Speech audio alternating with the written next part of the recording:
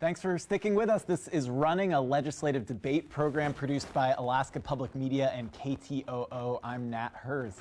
For our next debate tonight, we're headed to the Anchorage hillside to the House district currently represented by Republican Mel Gillis, who was appointed to his seat last year by Governor Mike Dunleavy. Gillis arrived in Alaska more than 50 years ago and has worked on Cook Inlet oil platforms and on the North Slope. He's also been a professional hunting guide. His opponent is Calvin Schrage, an independent who's running with the Alaska Democratic Party's nomination. Schrage grew up in Anchorage and has an accounting degree from the University of Alaska Anchorage. He runs a tutoring business and belongs to the Anchorage Chamber of Commerce and the Abbott Loop Community Council. We'll start with Mr. Schrage's opening statement. Mr. Schrage, your opening statement, 1 minute. Yeah, hi everyone. It's so great to be here. Thank you all for tuning in. My name is Calvin Schrage, and I'm running for State House here in District 25 on Anchorage's Lower Hillside. And the reason I'm running is because I truly care about this community, and we've got to get through these uncertain times. This is where I grew up. I learned to walk, talk, and ride my bike just outside the house here. I went to our local public schools, formed lasting relationships with my neighbors here in the district, and I plan to start a family here of my own right here in District 25. And we've got to make sure that we have strong public schools, universities, robust public safety, and mental health care and substance abuse treatment to prevent crime in the first place. We've got critical needs here in our community that we have to stand up for. So we've got to fix the budget, but we've got to do so in a responsible way. That's why I'm running, and I'm looking forward to the conversation tonight. Thank you, Mr. Schrage. Representative Gillis, your opening statement, 1 minute, please. Yes, I'm Mel Gillis. I'm a Republican running in the District 25. My wife Ann and I have lived in this district for 32 years.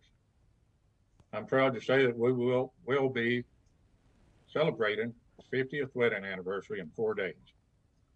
My son and grandkids all went to Service High School. I came to Alaska in 1965 looking for work and adventure, and I found both.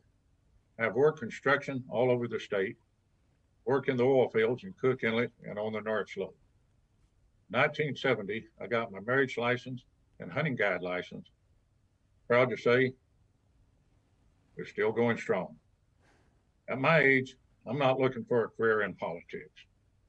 After 50 years of owning and running a business, I have seen both good and bad times. I want to take my lifetime of experience to Juneau to ensure my grandkids and future generations of Alaskans have the same opportunities that I have had. Thank you. Thank you, Representative Gillis. So we'll go to our first question for Mr. Schrage. Mr. Schrage, the governor vetoed more than $100 million that the legislature set aside to repay Alaska school districts for school construction. It's a program known as school bond debt reimbursement. The veto cost the average Anchorage homeowner about $170 in extra property taxes. Do you support that decision, and why? Well, you know, I think I don't support it, first off. Let me just answer that clearly.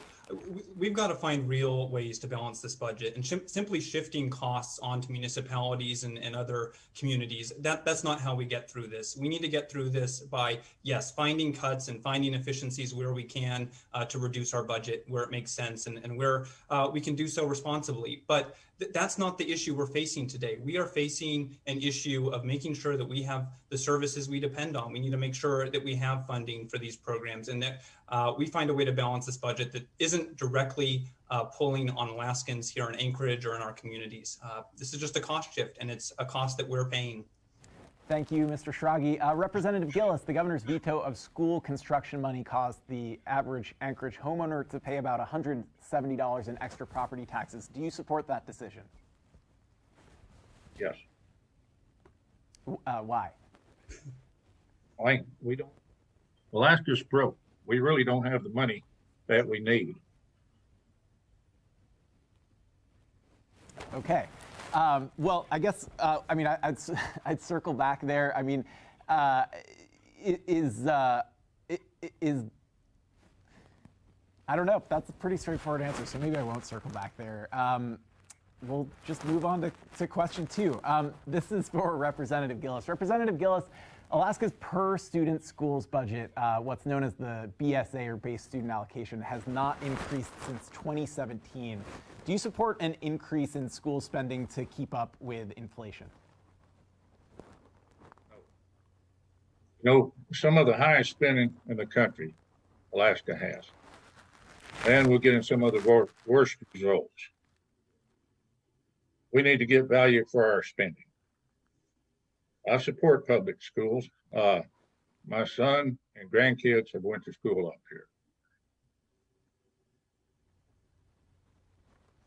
Okay, so thank you, Representative Gillis. Mr. Schrage, your question.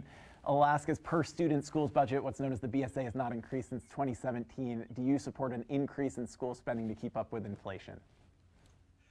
So I think that we do have to address education funding. That is for sure. We're watching school districts deal with, the cost of inflation, the cost of increased medical care and healthcare costs. So, every year that we go with flat budgets for our schools is yet another tick away at their ability to serve our students and educate our next generation. So that's something we have to address. I think the other thing is we have to provide them with stable funding that they can plan and prepare for. This last minute funding of education that we see year after year in the legislature, it's not working. Pink slipping our teachers, that's just yet another cost increase for our state. So we need real solutions. We need to address these costs and these problems that we have if we're going to get through this crisis.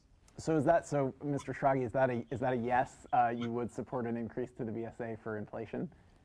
Well, I know that there are going to be a lot of pieces in play this next year in the legislature. The budget is very complicated, and as Gillis stated, things are very tight. We're going to have very serious conversations and very tough conversations about where exactly that funding is going to go. At the very least, we have to keep funding flat. We cannot make further cuts to education. If we can afford it, if we can find the revenues and we can find a way to increase funding for our schools, I would support that. We need to invest in education. It's the best place we can put our money today. So we'll circle back to Representative Gillis. Representative Gillis, I mean, you referenced getting better value for our spending. What specifically can the legislature do to accomplish that? I mean, that's sort of the kind of thing we hear from legislators, but without any specific solutions to get us more efficient. Local control. How does that save us money? Well, number one, we need to downsize the government what we can afford. Is there a number two, or that was just number one? Nope, that's it. Gotcha. So, I mean, would you support cutting, public schools funding at this point? No, let's keep it where it's at. Gotcha. Okay. Thank you. So moving on to question number 3, we'll start with Mr. Schrage. Alaska faces a deficit next year of around $1 billion under the status quo and more than $2 billion if we pay a permanent fund dividend under the traditional formula. Do you support an income tax to help cover that gap, and why or why not? 1 minute. So as I stated before, we have to address the revenue side of the equation. I think folks that say the way that we balance the budget is through cuts, we've seen that attempted. We've watched massive cuts take place over these last few years, and we've seen the pain and devastation that those cuts cause. So, again, we're in tough fiscal times. We need to find cuts where we can, but that's not the solution. That's not how we're going to get through this. We need to address revenues. I think that does involve looking at an income tax, a sales tax, any sort of revenue generating measure that we can find and find some agreement on. We've got to move forward. I do think that an income tax is quite equitable, and it has the added benefit of taxing those out-of-state workers that come up, work on in our fisheries, work on the North Slope, cost us money through infrastructure and travel, and then take that money home to spend in their own communities. So I do think that there would be some benefits to that measure. But again, one way or another, we've got to balance the budget, and we need to make sure that it's equitable, fair, and that it minimizes the impact on Alaskans.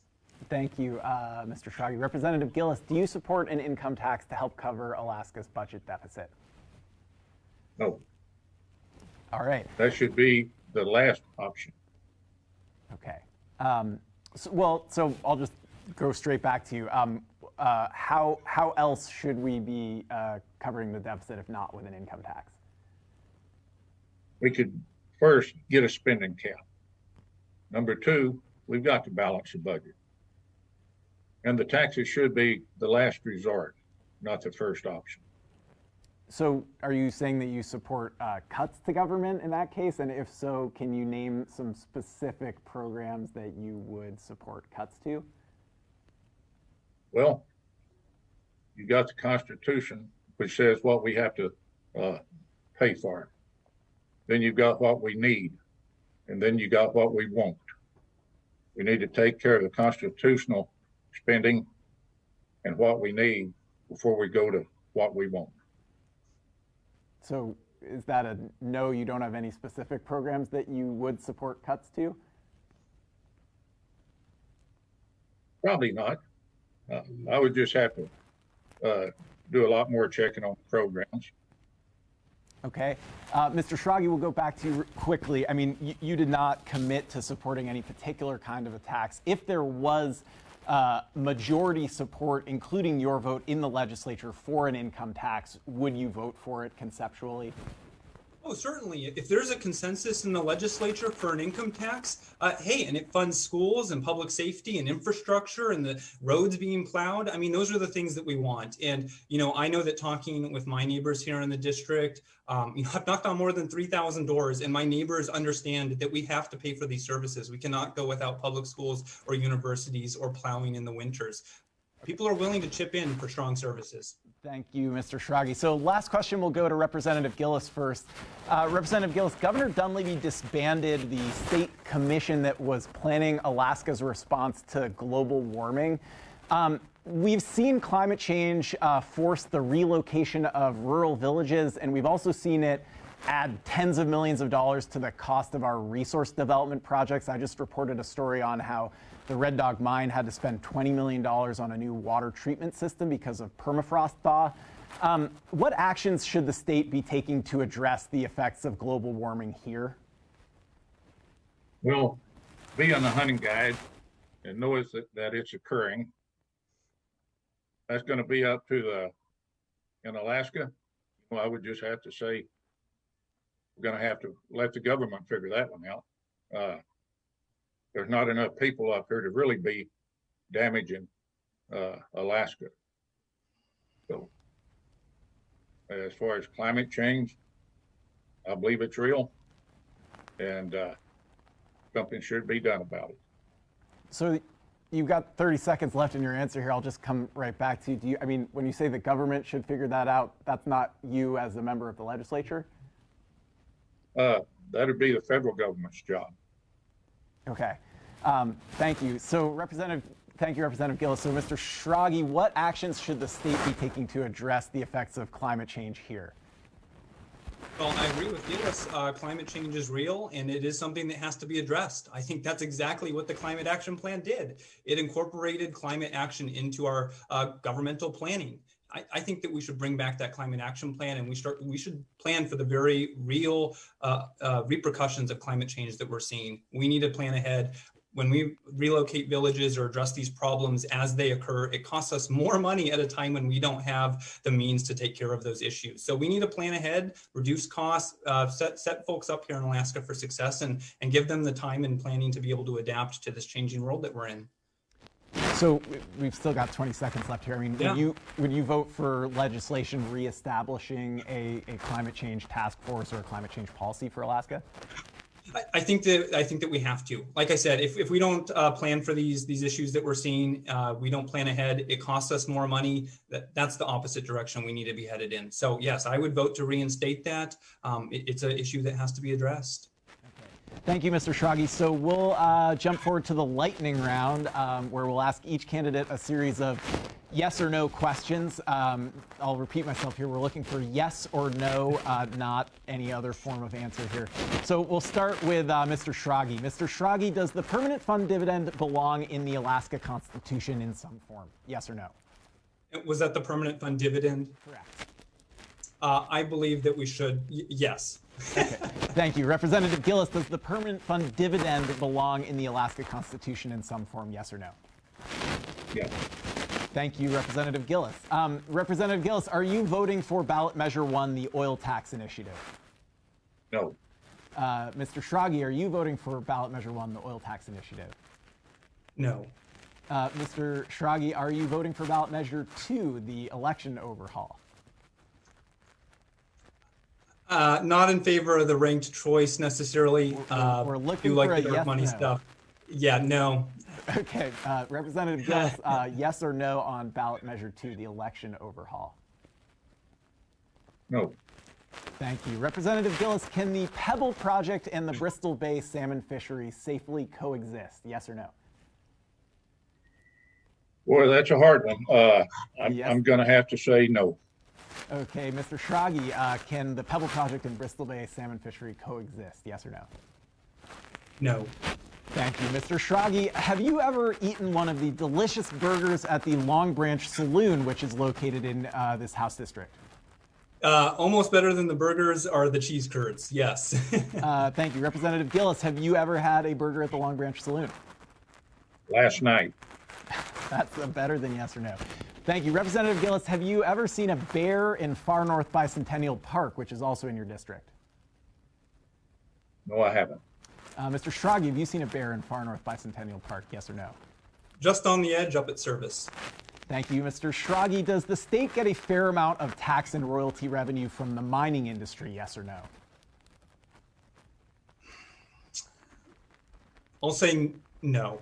Thank you, Representative Gillis. Does the state get a fair amount of tax and royalty revenue from the mining industry? Yes or no? No. Thank you. I think we'll wrap up the lightning round there. Yeah,